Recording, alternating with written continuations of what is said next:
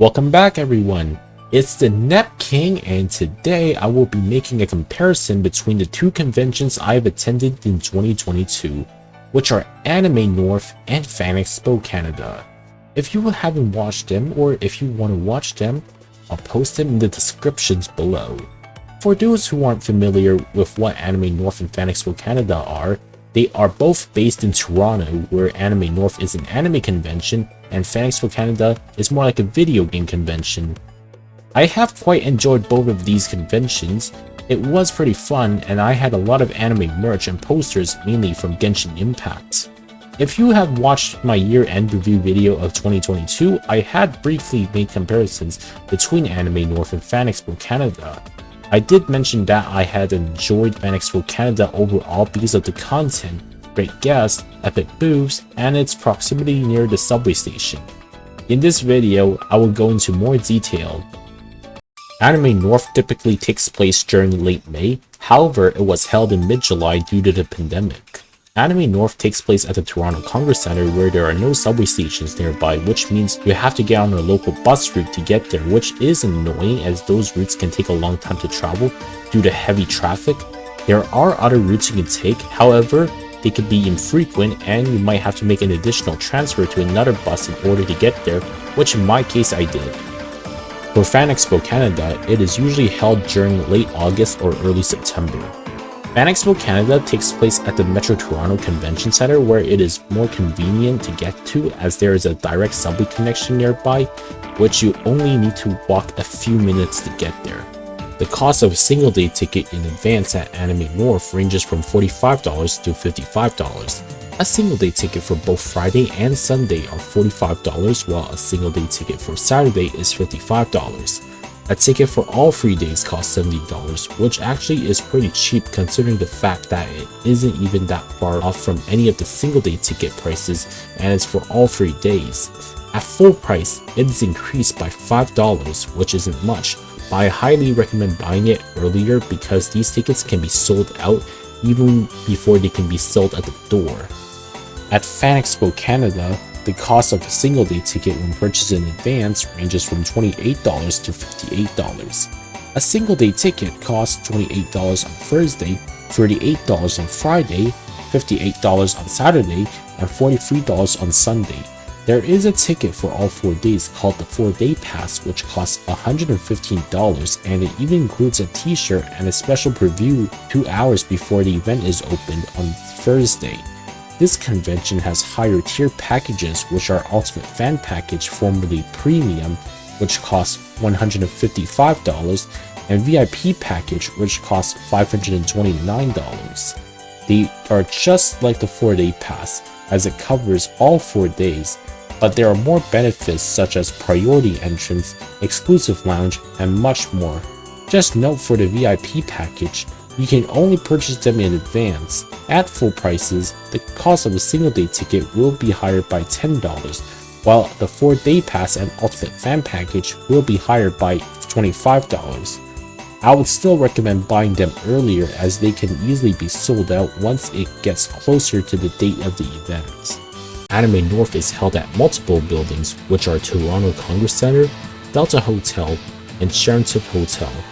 The main part of the convention is at the Toronto Congress Centre, where the vendors are, panels from the guests, and cosplay photo shoot. South of Dixon Road, which is nearby, is the Delta Hotel, where the anime screenings and game shows are. West of Highway 27 is the Sheraton Hotel, where the gaming panels are held. Since there are no pedestrian bridges and underpasses to connect to these buildings, walking outdoors is required, which was pretty hot at the time I went. When I was photo shooting Genshin Impact cosplayers, it was outdoors in the afternoon, so I was sweating a lot as it was pretty hot. The AC inside the Toronto Congress Centre wasn't that strong, so I was sweating when I was in there. When I went into the Delta Hotel, the AC was much more effective. Since the Sheraton Hotel is pretty far away from the other parts of the convention, I wasn't able to access the gaming panels. The distance to get to the Sheraton Hotel from the rest of the convention is pretty far to walk. However, there is a shuttle bus that links between there, but I wasn't really aware of it. Fan Expo Canada is held at the Metro Toronto Convention Centre, which is very huge, and there are 2 buildings which are the North and South building. The North Building contains retailers, horror alley, photo ops, and autograph areas. At the South Building, it contains more retailers, game developers, cosplay alley, artist alley, and more. This facility is separated into two buildings because of the railway corridor. However, there is a pedestrian bridge within the facility that connects the two buildings, which is very convenient as we don't need to walk outside. The problem is that the pathway between the two buildings, especially the escalators to the bridges, can be very crowded, especially near lunchtime. However, it wasn't a big deal as the crowd was moving at a relatively fast pace. Walking from the North Building retail to the South Building retail floor and vice versa can be challenging. It's not the distance, it's because you are required to walk up and down many floors, especially if you are in the South Building where there are many levels. However, it wasn't a big deal as there are escalators and it's fully indoors. Since Anime North is an anime convention, you'll obviously find anime, manga, music, games, and all other forms of Japanese culture. Since I'm dedicated to anime, so I'd say pretty much everything fits well with me. So I went to the vendors hall to look at what I should buy.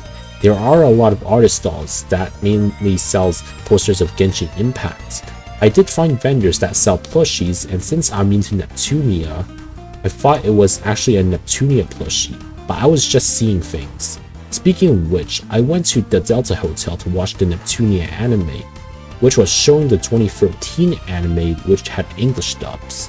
Outside in the parking lot of the Toronto Congress Center, there are a couple of cars with anime paintings or wrap on it, which is neat. There's even a dance show to watch outside. There are photo shoots outside, which I went to one of them, which is the Genshin Impact photo shoot I mentioned earlier in the video.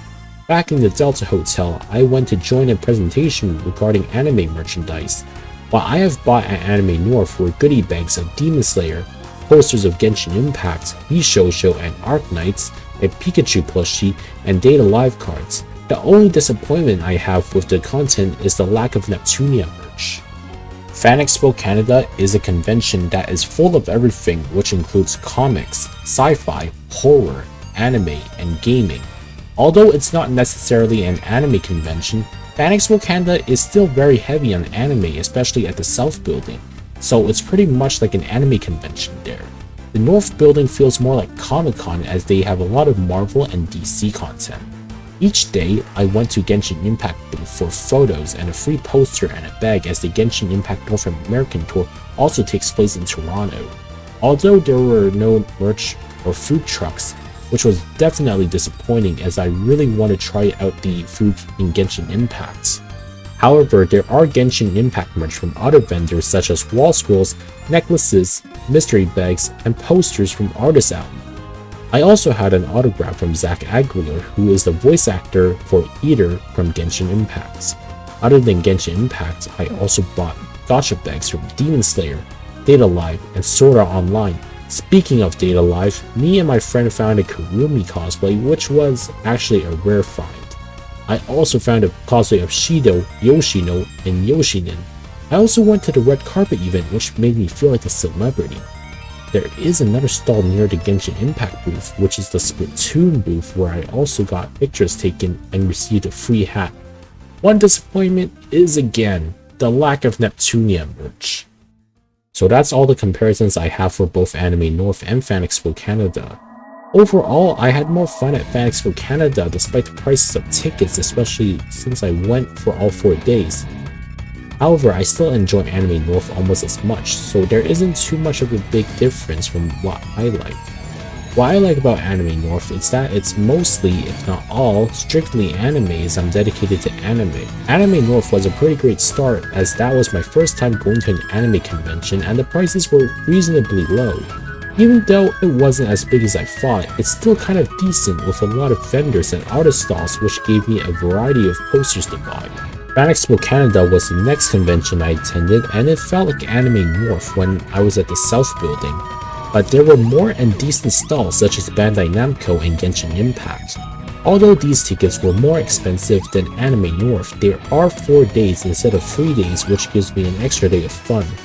I have lots of fun in both of these conventions and they both are a pretty decent start and I'm looking forward to attending them again and perhaps attending more conventions in other cities My experience can improve more only if there are Neptunian merch for sale, which there weren't.